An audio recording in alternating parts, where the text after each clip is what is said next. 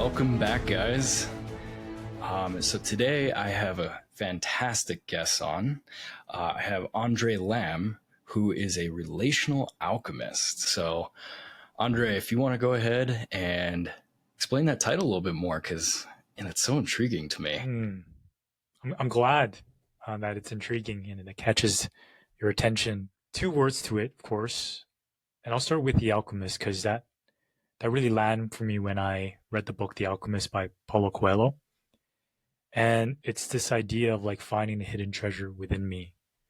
And when I looked at the definition of an alchemist of transmuting lead into gold, I found that this is the art of transmutation as I was in this journey to unlayer myself and come to my truth and get to know myself on a deeper level. And so I'm always changing and transmuting my essence, myself. And there's so many layers to myself, just like if I hit the gym, I'm transforming my body, I'm alchemizing it. Same with my stories, the stories I tell myself, the beliefs that I have, how much of it is serving me or not. And being aware of that, then I can transmute that on the mental level. And on the emotional level, how am I transmuting that and being in tune with what's happening underneath the hood? And so all of this matters to me of alchemizing is the path of knowing myself, know thyself. And that's a path for me of true freedom, is when I can unlayer all the mental and emotional enslavement powers that I've adopted, that I've borrowed, that I believed from family, societal, cultural structures, who I should be, what I should think. Then I can come from a place where I choose and I can act and I can say no with more clear decisiveness. I know what I want and I can speak that out when I have clarity. So alchemist is someone that is playing with the elements of oneself and transmuting and changing and always being malleable and open so that I can find where I land. It's like playing with the contrasts or the extremes, hot and cold, to know where I want to land on that spectrum. So I like to play with that because in a way I call myself spiritual. I believe in energy. I believe there's consciousness that I'm connected to, a higher power. And with everything that's energy, then it plays well with alchemizing that energy. What I put out, I get back in. If I act from a place of hate, that's what I'm going to get back as well. So it's like this wizardry that I get to be more present with the magic of life, even looking outside, the nature of the trees growing, the grass is growing, the bugs are out, the birds are out. Like there's an ecosystem here that's alive. And it's a remembrance of I'm alive as well. And can I be in tune with that? So alchemists, playing with that, playing with the energies is beautiful. And when I tie that to relational, and some people are like, what's relational? Why not relationship? Well, when I think about relationship, it's tied to a relationship to one thing. When I speak to relational, it's about my relationship to everything outside of me and within me. I'm in relationship with nature. I'm in relationship with my mom. I'm in relationship with the car that I drive. I'm in relationship with you. I'm in relationship with my computer. Everything is connected. And so that reminds me that, oh, how aware am I and how present am I with the things around me, with the environment around me? Because one thing going to relationships is if I want to show up fully, then how resource am I to myself, to my source, and to others? And that life is all about relationships. And so the relational sounds fitting because things are in relational with each other. Yeah. It's a point of orientation. I love that. And the transformation part of it, and then being in relation. So I'm curious, as men go through in life and being in relationships, not just with a significant other, but the world itself, the way that they interact with society, the relationships that they have. What kind of transformations do you think occur when men are faced with some larger societal based problems? And you can take even today's current society and whether they transform to something, to say, like we were saying earlier, going just straight to anger and anger. But rather when they're hearing things that are going on, to rise above and to transform above when they are actually getting hit with something hard. getting hit with something negative. Hmm. Yeah, what comes to mind is awareness and the willingness to explore that. And I'll speak from my own experience. For a long time, I was disconnected and numb, and I would find ways to distract myself through sports, sports betting, hockey pools, video games, porn, whole gambit, right? There's a whole industry based on distracting me from myself. And I just didn't have a model, like a role model to show me another way. It took it took going down that path to losing a job, to losing a 7-year relationship, to like wake myself up of questioning, am I living up to my potential? And even that question is a place of lack, because when I question that, I'm like, I'm not living up to potential because I'm asking that question. And so that becomes a path of soul searching of like, okay, one thing that helps ground me is thinking from the end in mind is like, how do I want to live my life? Because there's a lot of strategies and a lot of tools and a lot of advice out there. And I find that it pulls me in so many different directions. And again, it's all an experience, right? The experience is only valuable when I get to reflect on it to the point of orientation of how I want to live my life. And so when I can start from the end in mind of like, who am I? What's important to me? What are my values? What's my vision? What's my purpose? Like these bigger questions, existential questions, and start asking that out loud without forcing myself to have an answer, then it'll start trickling in into my consciousness because I start thinking about it. I start attracting opportunities, conversations, books around this topic to start exploring. And there's a gestation period and a birthing process that comes with it. So starting from the end in mind of like, what's the life that I want to live? And am I showing up as that? Even with my values, right? If my values is kindness, am I showing up with kindness? You mentioned about anger, right? And so it's a nice kind of core check-in of like my orientation of where's my North Star? What am I directed to? And that's why there's a lot of role models. And I judge we're looking to others to emulate, to our fathers, to our uncles, to celebrities, right? Because there's a mirror and there's an example. Like we're social creatures, it's wired in us to see ourselves in others, right? And so, how can it create a role model for myself to see outside of myself and to be like, I like that? Or there's an underdog story, right? A lot of us have that part that is an underdog, and we're like, we're cheering for the underdog because we want to cheer for the underdog within ourselves. And so, having that model, defining that, and working our way backwards from that provides a good first step, especially coming from a place of like, I don't know where to start. And I've been there, I had no clue. And I had to go on the journey of personal development, reading the books, looking at YouTube, taking the courses, right? And consolidating all this information. I remember someone asked me, hey, Dre, is there anyone that you looked up to? Like, do you have any like a top 5 list of mentors? At the time, this was back in 2016. I'm like, no, I had no one. Like, I couldn't even speak anything out. And that was an invitation to be like, interesting. Maybe it's time to look for someone, right? That's an interesting question for sure to ask someone and say, who are your mentors in life? And whether you have an answer or not, is it a valid one for you in your truth? That was very intriguing. And I think you answered my very scattered question beautifully, and you understood exactly where I was trying to get to with that. So I appreciate that. It's not like we've known each other for the past year here. It's just been amazing getting to know you more and more. And I'm so happy to have you on here.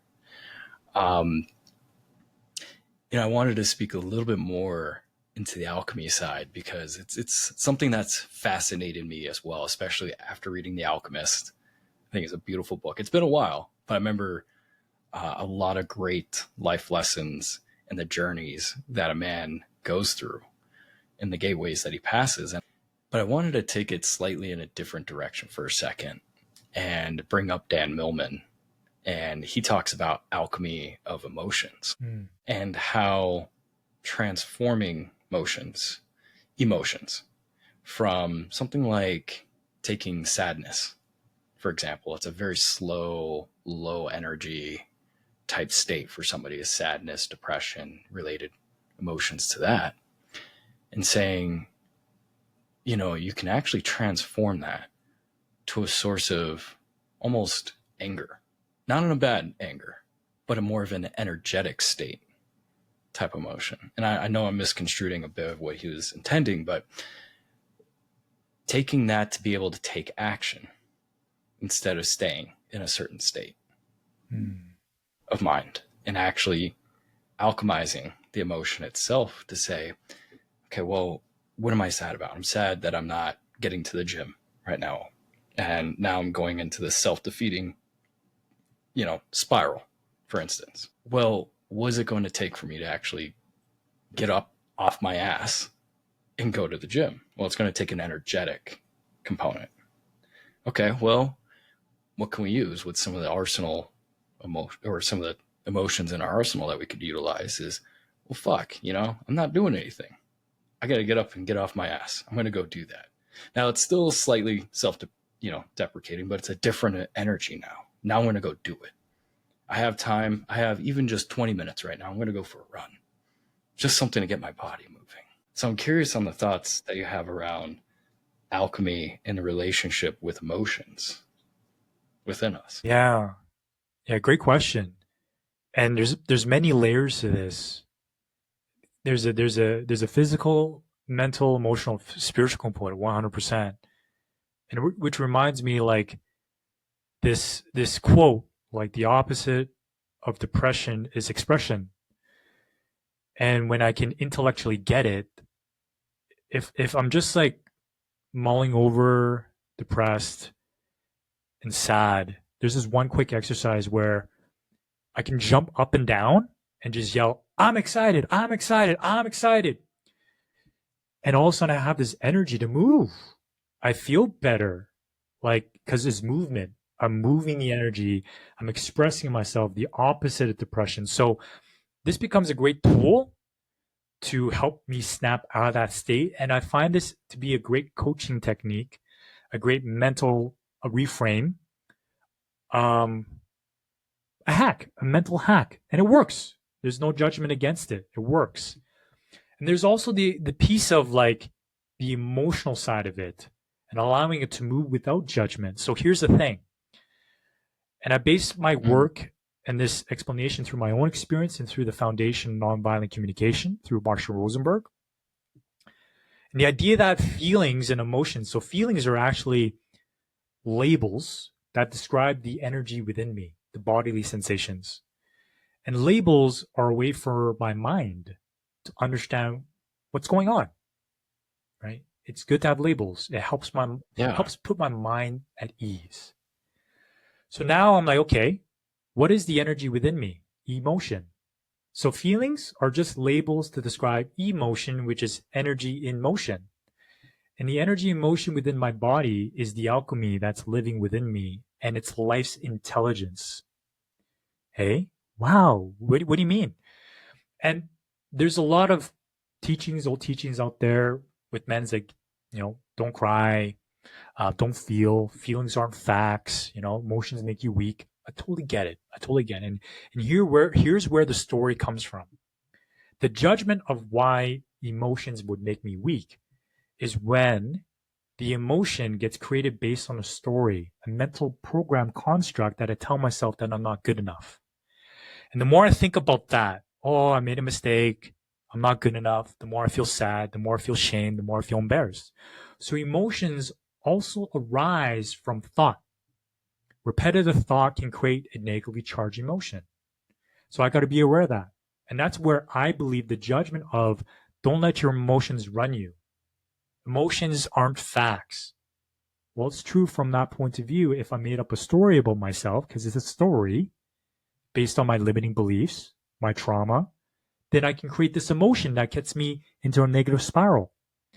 But here's another thing. Once I start becoming aware of what's happening underneath the hood, there is actually a runway. Like there's a maturation process. There's a primary emotion, and that this emotion I didn't choose. What does that mean? It's given to me. Like I just have this emotion. Then I make up a story about this emotion, and then that leads me to having a secondary emotion. And it happens lightning quick, like light speed. And most of us, we get stuck on the secondary and subsequent emotions because of the story that traps us into that. So I get it when if I'm sad, I'm negative, then using a hack, like getting my body to move, using affirmations, having someone give me a pep talk, right, to wake me out of it will work because I'm stuck in the story. But if I don't dig further, what I'm doing is I bypass the natural life's intelligence within me, right? That's where traditional coaching and tips work for peak performance. I get it. Maybe in a space of like track and field or the battleground, like where life and death, like I don't have time to process this emotion right now. I got to go. But when there's space, when there's time, when it can be held, and it's an invitation for me to go deeper in of tracking the primary emotion and being like, why did I feel angry? Why did I feel sad? Not the story, but in the works of nonviolent communication, my feelings are the GPS to my life-serving energy, what we call our needs. And needs are security, respect, honesty, community, to be heard, to be seen, to be understood.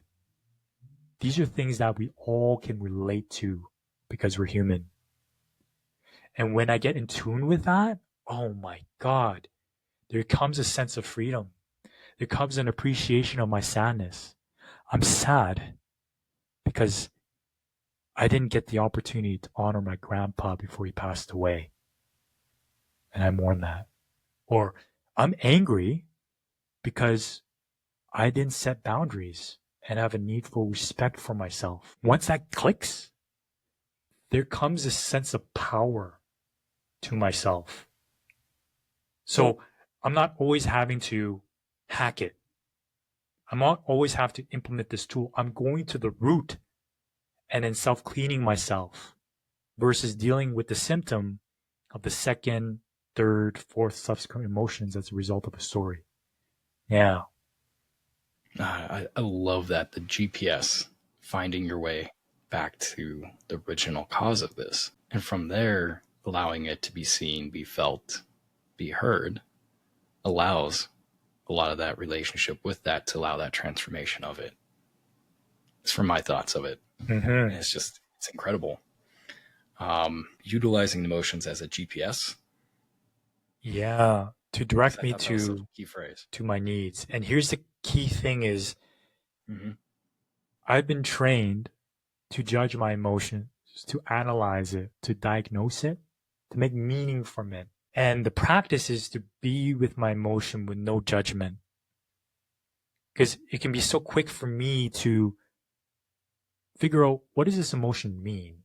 And automatically I'm in my head. And the alchemy is present within all of us. We have this ability and it just requires presence. Well, I haven't been taught how to be present growing up, not in school, not at work, especially with busyness being glorified. And presence is a quality that is such like potent healing potential and power that the world craves for. Like to be really heard and understood. Like I know that I was a victim for a while. And when I can be heard in a way that touches my heart to know that this person's with me, I'm given a choice automatically to get out of it because I realize it's not serving me anymore. But when someone's trying to fix me, give me advice, comfort me, they're there, it's okay, I get more entrenched because my victim part of me just wants to be heard and validated. And when I can receive that, then I realize, wait a minute, maybe having these negative thoughts or maybe smoking isn't really healthy for me. And then I have the sovereign choice to choose to change rather than having someone want to change me. And then it comes from a place of there's something wrong with me. So, thinking about what you just stated there in the alchemy, and in relationship with yourself, now I want to bring this to more of a relationship with another. So, working with the alchemy of self and understanding, yes, like I love that GPS line, that where did GPS of this emotion and tracking it back and becoming more into myself and presence. How does that allow myself to be more present and being with somebody else, but also understanding their relationship with me and what they're feeling and those types of things. I know it's a little bit of a scattered question, but I'm thinking there's a couple areas we can probably dive into Yeah. a little bit there. Yeah, there's many threads and Yeah. exciting threads to go down. And one thing I think Absolutely. about being in tune with my GPS is self-regulation. And then being in tune with another is co-regulation, is noticing what is coming up within my system when my beloved, when my partner looks at me a certain way, has a certain tone in the way she speaks, does something that I observe, and I'm noticing feedback within myself, my GPS. And so when I can become aware of this, then I don't have to be reactive. Like it gives me space to not like respond immediately or from a place of urgency. And when I always say if it's urgent, then it comes from a reactive place for me.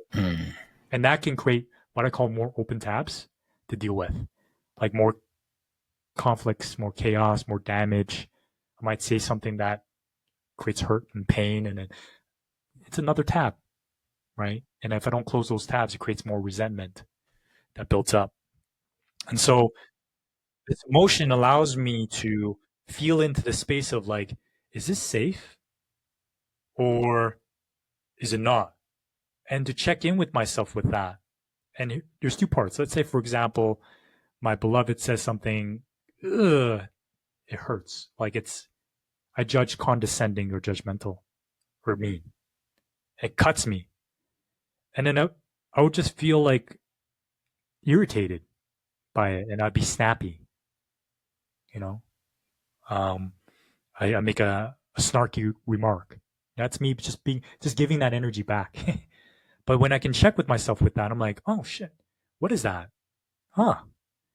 This is data for me, whether I can decide to process it here with my beloved or take away with me.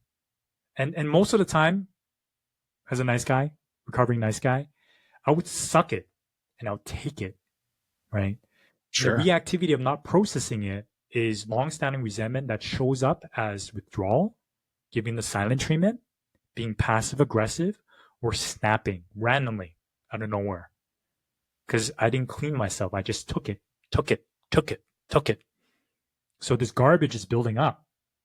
So now with this awareness, I can tend to this garbage. I can get space for myself of going to a men's group, talking to you, journaling of like, why am I so irritated about what she said? What does it mean about me? Okay, explore that. Because there's a trigger there, right? There's something about me that I believe by what she's saying about me that's causing me to feel irritated. And what is my needs, right? So just exploring. So what I'm doing is releasing a charge and then coming back to her and inviting in a conversation.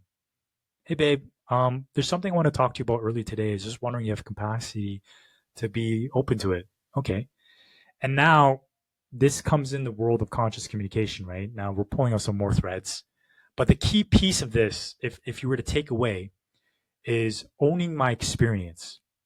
Because it's so easy for me to blame, saying, you made me feel so irritated when you said this. When you said this, it was very rude.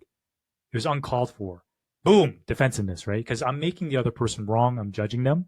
Anytime we use you language or attach a label what that person is doing, it's very difficult for that person to be in their Jedi. unless they have the skills and they can hear what I'm really saying, right? But I can make it softer. Early when you said this, I felt hurt or irritated. That's it. I can't even say, ouch, that hurt. And that could be feedback if she can be able to receive it, right? And so this GPS allows me to clear the resentments that build up. It's like I become a self-cleaning oven. It's like tending to my car of the check engine light and checking to see what's not working right now, what can be working smoothly. Or do I leave the engine light on for some time until the car blows up or breaks down? And this requires some massaging, some alchemy, some judo, of playing around with this. Like, oh, and first I would just notice, oh, I'm noticing something in my chest, like coming into the body versus coming immediately to the mind and being reactive and creating a story around it. Right? Yeah. So no, I know within my own development, there was a lot of things in my past that I would just endure.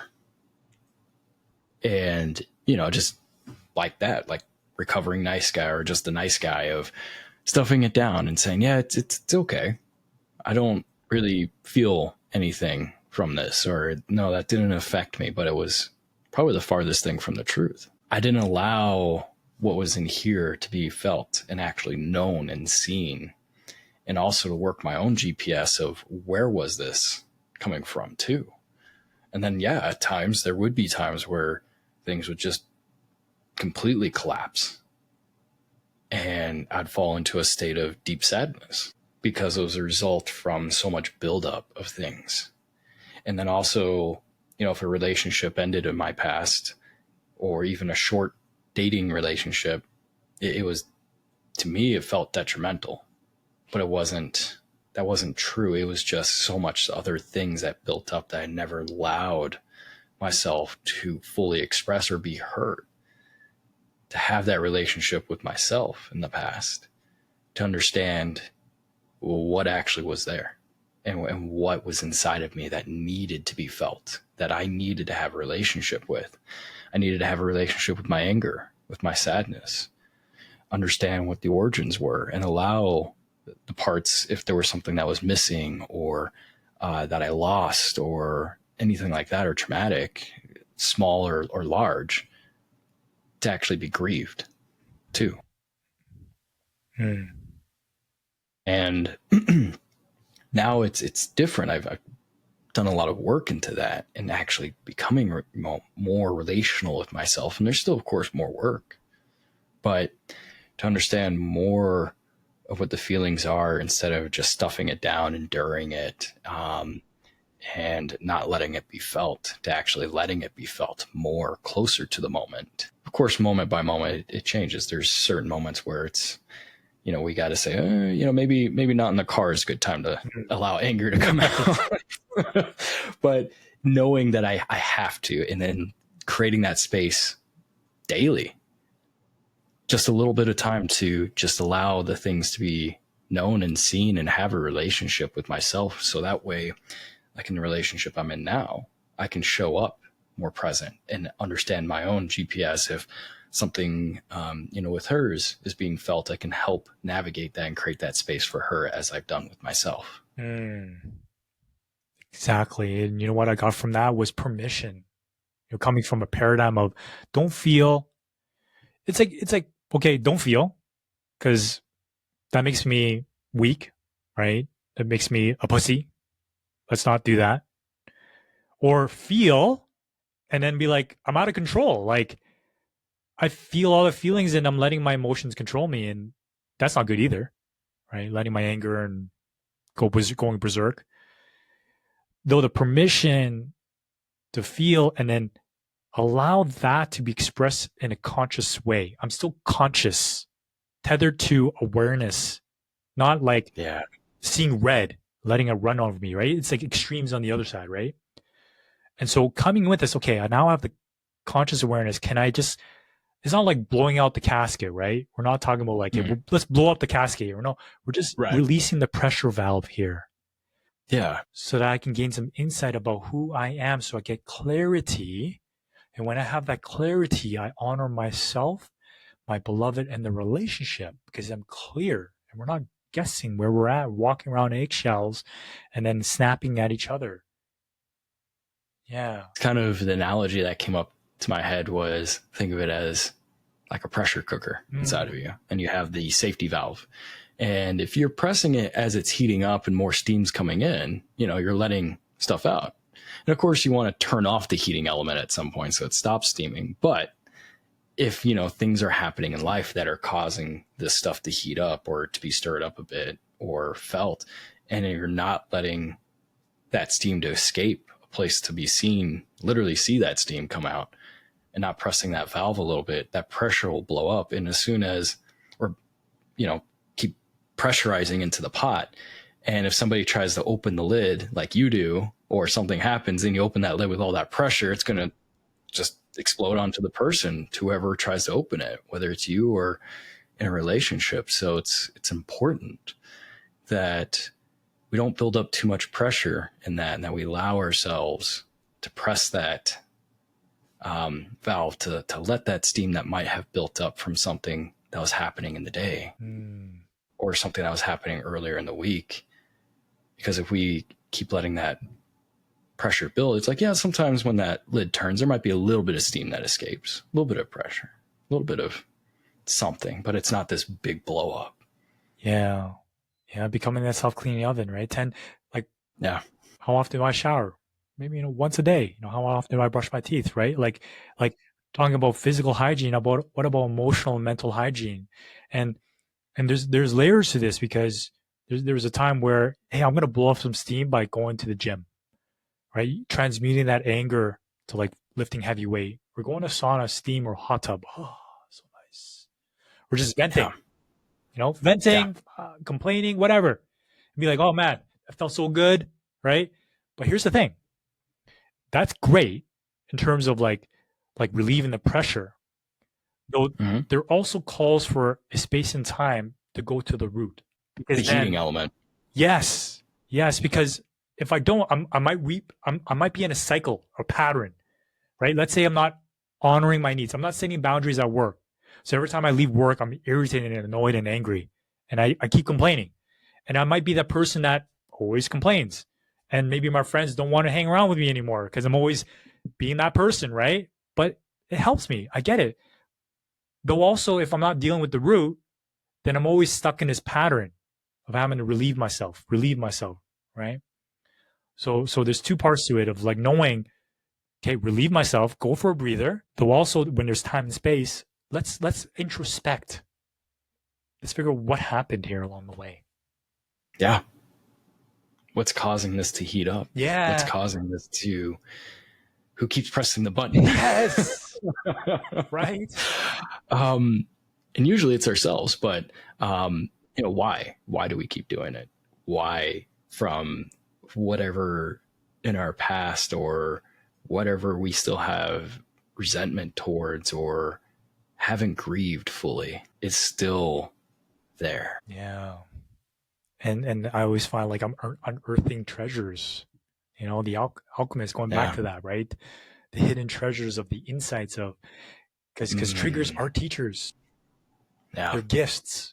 The people that trigger me the most, I call them my Jedi trainers. Like, thank you very much for mirroring back what I get to work on. And that's a beauty of the self-work, is a lot of times it's misconstrued as, oh, I gotta go into all these different emotions and hardships, and it's just gonna be dark and gloomy. It's like, no, there are going to be parts that we have to feel and let be felt. Sure. But what about that gold that's actually there? And a lot of times people, guys that I've coached and other things, there's like, what's my purpose? Well, a lot of times the purpose can be found just there too, or could be established beautifully in those gardens of dirt that are there. And that's why we do the work. That's why we go, and why you see people dive into this and try to understand what's there Mm. and have that relationship with that dirt and do that dirt based work and plow the field and put the seeds in. It's because of that gold. And Yeah. and when I find that gold, I love to go back to it. Like shadow work, for example. There's a lot of talk about shadow work, right? And when I heard about it, I heard what it was about going to them. But I'm like, no, no, no, no, no. Let's not open that up. I'm good. I'm doing good, man. There's no need for that, right? I'm like, why would I ever want to go there? And then when I was inviting that in, I was scared. I was like, what am I gonna reveal here? How is it gonna affect me? Is it gonna mess me up? Right? Yeah. Though I was guided into that place and well skilled through a facilitator of going down to deep dark depths and then coming back. Like, yeah, it was tough. It was challenging. I was emotional. And there's things that I didn't want to uncover or look at.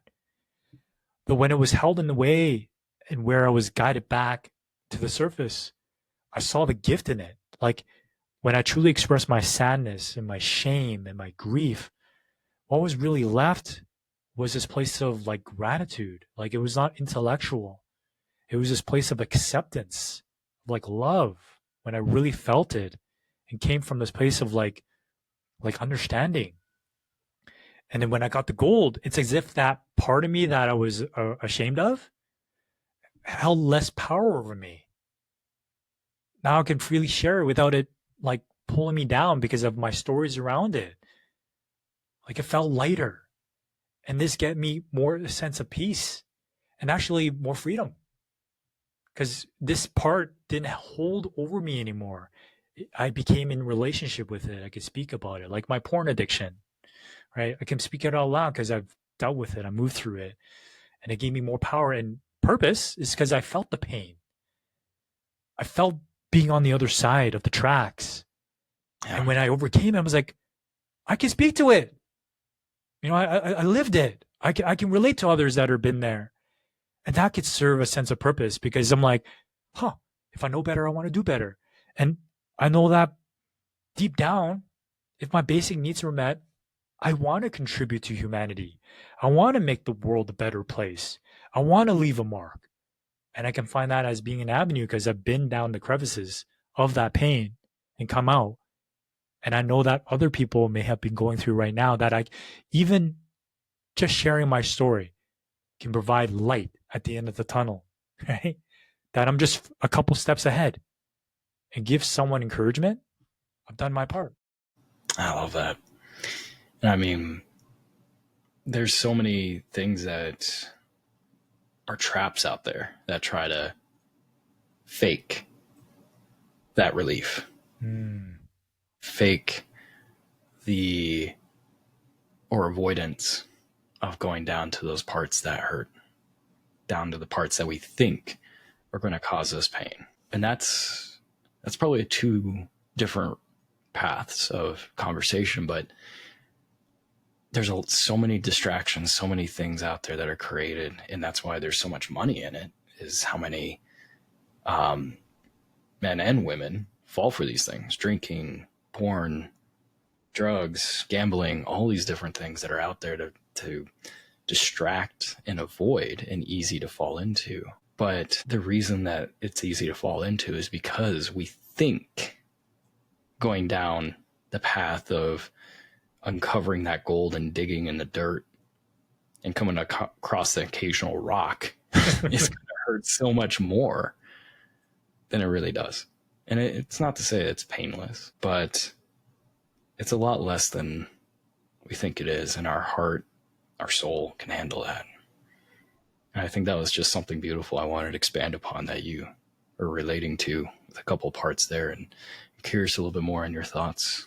Yeah. It's what's coming to mind for me, what's alive to me is like if I've been there before, I can go there again.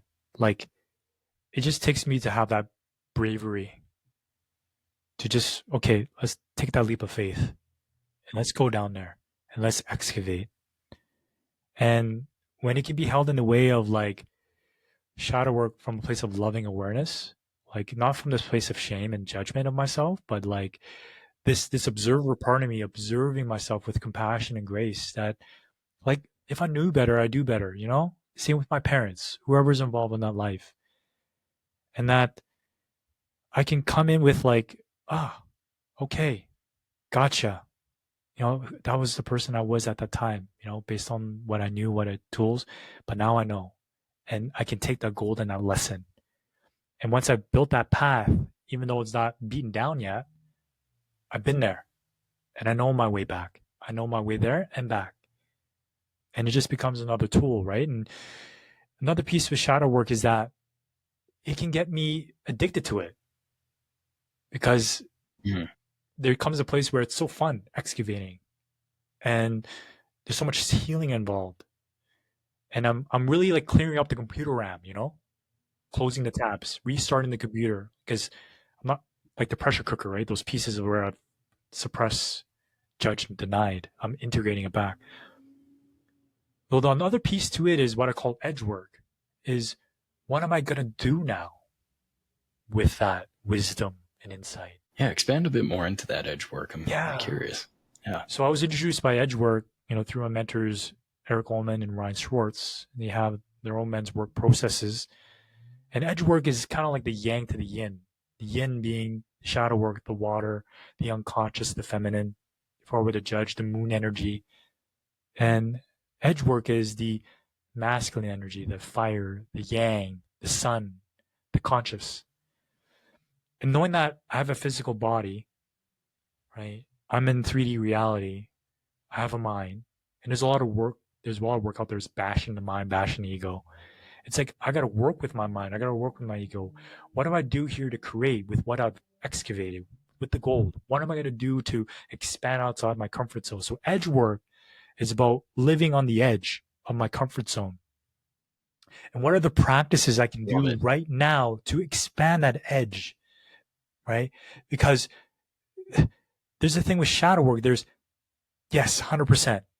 There's growth in healing. 100%. I heal, I grow.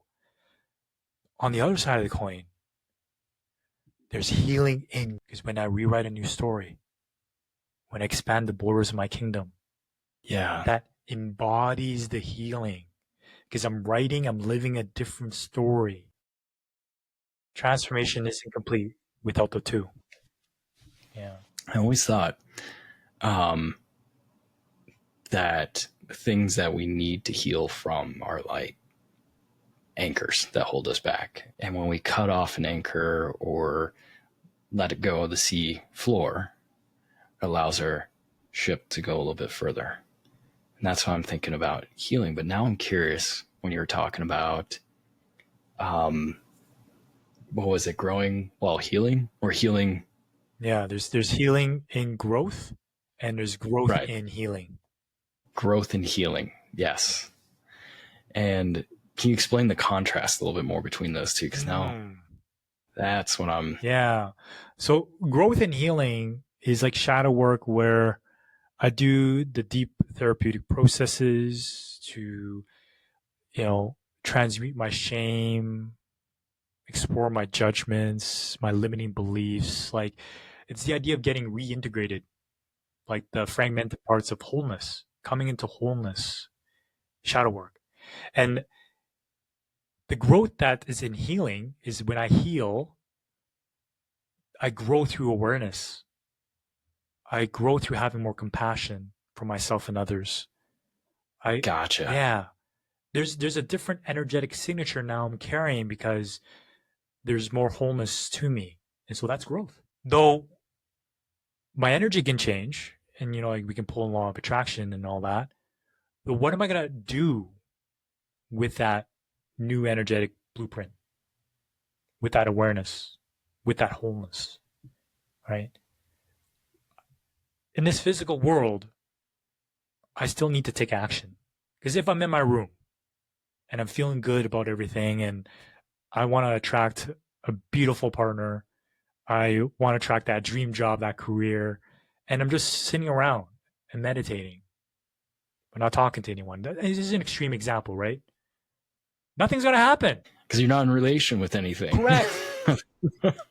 I still gotta meet, I call it meeting God, source, universe halfway.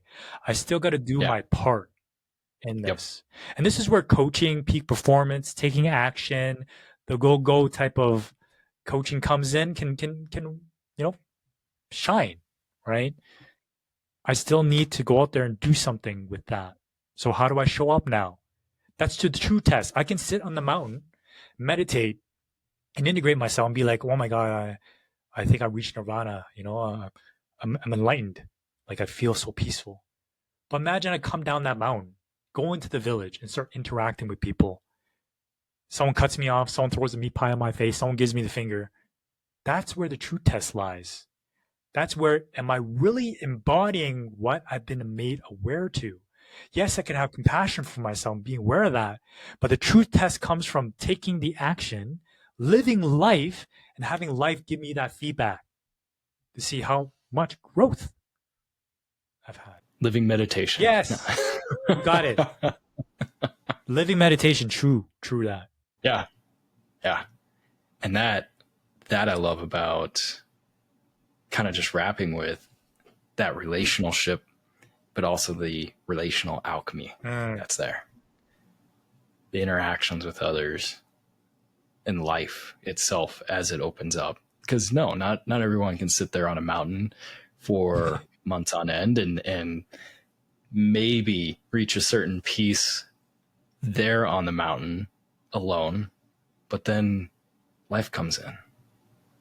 And what do you do then?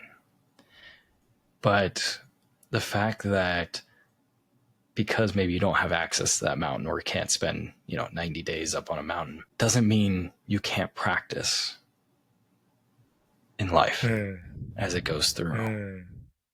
Life is a school itself, and it is trying to teach you how best to learn from it and how to interact with it and have a relationship with it. Yeah. And that's many others out there too, in having relationships with. Yeah. And that's the invitation. The invitation for me, for those that are listening to this, to be in relationship with the alchemy that's all around you, to play with that energy, to cultivate that presence, to really become a living meditation, right? Like the middle path, not one extreme, like 90-day meditation on the mountain, right? And then go full hustle and implement. Hey, I mean, I get that. You can swing back and forth. Though, how do I bring that spiritual practice into everyday living, day-to-day life? How do we integrate that and then raise the consciousness of humanity with the people around us by embodying that example of how we show up? Man, that was beautiful. And I think that's probably a fantastic place to end here. I definitely would love to have you back on and go down some more rabbit holes. Yes, that was exactly it. Follow the right rabbit. To. Yeah. Yeah. And definitely we did follow one. A little reference to the Matrix, right? Yeah. Right? Talk about computers and all that. Yes. It's a documentary. I love it. So Andre, how do we reach you? Yeah, my name. Google me. You'll find me on a few social media platforms. I'm active on Facebook, Andre Lam. Go live every Friday called Get Resourced. You can find my live streams on Facebook as well. Though there's a YouTube channel called Get Resourced. That's with myself and my beloved. It's where we talk about anything around getting reconnected resource to ourselves, source, and others. So anything around relationships, communication, conflict triggers, and that's our jam. You can also find me on Instagram, same name, Andre_Lam. So those are the main platforms you can find me out. I love it. And you have some great workshops too. So yes, definitely worth checking out when those come up. So what is one parting thought you want to give those who are listening in, especially for the men that are out there? If you could just give them one or two pieces of advice. I know it could be a big question, but start embracing feelings and emotions as part of you, like that you and I are given this for a reason. And so let's start treating it as data to get to know ourselves better and live in our truth.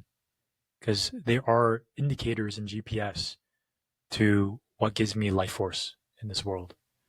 So yeah, embracing it more, allowing and practicing that more. Yeah. Beautiful, brother. Well, thank you everyone for listening today. We hope you found some good bits here and there from our conversations. I know I've enjoyed it. And Andre, we'll see you soon. Yeah, you bet. Pleasure. All right. Thanks, everyone.